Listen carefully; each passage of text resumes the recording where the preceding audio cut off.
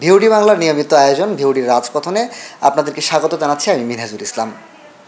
আজকে আমাদের অনুষ্ঠানে অতিথি হিসেবে উপস্থিত আছে গণসংহতি আন্দোলনের প্রধান সমন্বয়কারী জোনায়েদ সাকিব। আমরা তার সাথে কথা বলবো সমসাময়িক বেশ কিছু বিষয় নিয়ে। আপনারা আসলে অনেক দিন ধরেই নতুন রাজনৈতিক বন্দোবস্তের কথা বলছেন। এই যে অভ্যুত্থান পরবর্তী সময়ে আসলে নতুন রাজনৈতিক বন্দোবস্ত কতটুকু সুফল বয়ে এনেছে এবং এটা কতটুকু ফলপ্রসূ হয়েছে বলে আপনি মনে করেন? প্রথমে আপনাকে ধন্যবাদ জানাই ভিওডিকে, ভয়েস অফ ডেমোক্রেসিকে আমাকে এখানে আমন্ত্রণ জানানোর জন্যে। যারা শুনছেন সবাইকে সালাম এবং শুভেচ্ছা জানাই, আসসালামু আলাইকুম। দেখুন, এই যে নতুন রাজনৈতিক বন্দোবস্তের আওয়াজটি আমরা বিশেষভাবে 18 সালের নির্বাচনের যে অভিজ্ঞতা হলো, সকল রাজনৈতিক দল একটা নির্বাচনে অংশ নিয়েছিল, কিন্তু আওয়ামী লীগের অধীনে তো সুষ্ঠু নির্বাচনের কোনো বাস্তবতা ছিল না।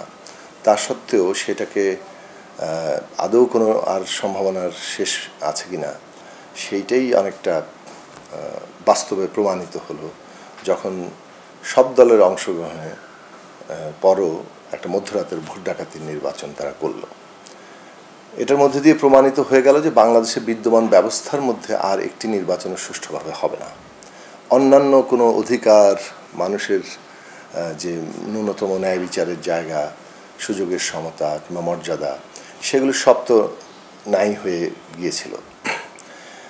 তো সেদিক থেকে এই পুরো ব্যবস্থাটা, যে বিদ্যমান বন্দোবস্তটা আছে, যেটা আসলে ক্ষমতার একটা এককেন্দ্রীকরণ, চরম একটা ফ্যাসিস্ট জায়গায় সেটাকে নিয়ে যাওয়া, এইটার বিপরীতে একটা গণতান্ত্রিক বন্দোবস্তর জায়গাটা আমাদের রাজনীতিতে সামনে আসতে থাকলো। এর একটা প্রেক্ষাপট আছে আমাদের দলের দিক থেকে। গণসংহতি আন্দোলন, তখন আমরা রাজনৈতিক দল হিসেবে নিজেদের ঘোষণা করিনি, একটা আন্দোলনের প্ল্যাটফর্ম ছিলাম।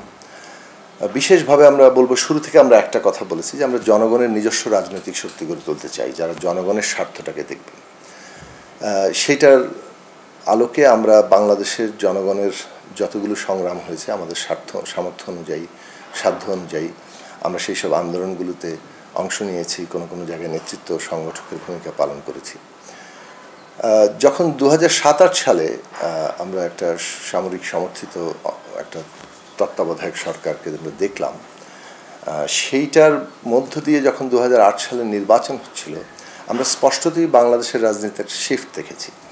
বিশেষভাবে আমরা লক্ষ্য করেছি যে ভারতের সাথে আমাদের অনেকগুলো অমীমাংসিত ইস্যু ছিল, নদীর পানির ন্যায্য হিস্যা পাওয়া, সীমান্তে হত্যাকাণ্ড, বাণিজ্যে অসমতা ইত্যাদি। কিন্তু রাজনৈতিক এমনকি নিয়ন্ত্রণের বিষয়টিও ছিল। কিন্তু 2007-08 পরে একটা তাৎপর্যপূর্ণভাবে বাংলাদেশের রাজনীতির উপরে ভারতের নিয়ন্ত্রণ প্রতিষ্ঠা হতে আমরা দেখেছি। সে কারণে আমরা সেই সময় বাংলাদেশের এই যে স্বাধীনতার প্রশ্নটি, সার্বভৌমত্বের প্রশ্নটিকে সামনে নিয়ে এসেছিলাম, যে দখলদারিত্ব থেকে বাংলাদেশকে মুক্ত করতে হবে, সার্বভৌমত্বের জায়গায় যেতে হবে।